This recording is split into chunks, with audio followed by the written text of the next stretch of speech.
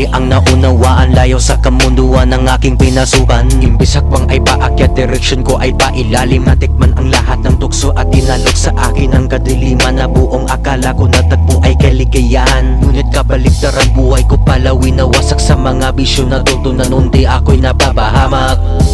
Kapag may suliranin lamang kita naaalala, at lagi pa rin nakabantay sa'kin iyong presensya. Laging bukas iyong kamay na kami sikipin, sa katunayan lahat kami ay di mo kayang tiisin. Salamat na dyan ka Ama, na sa'kin nahabag at nakapitan upang maging matatag. Salamat Ama sa walang sawa niyong pagpatawad sa mga kasalanan at pagmamahal na walang katulad.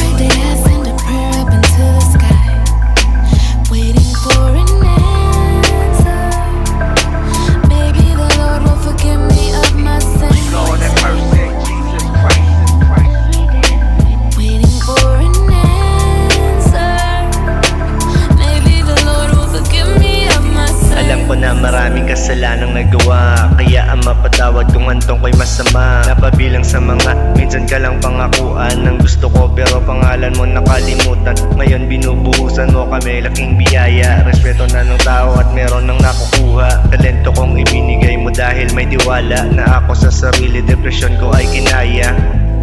Munti ka na ako mawala. Naranasan kong madapa pero di ko isinisi sa iba aking problema. Imbis na maggamon, ibinigay ko na ng pusa. Ang buhay mo is sinakripisyo mo sa lahat. Ganon din ako sa pamilya ko ngayon, salamat Ama. Di na ako nag-iisa, ikaw na ang bahala. Alam ko na makakaya, forgive me.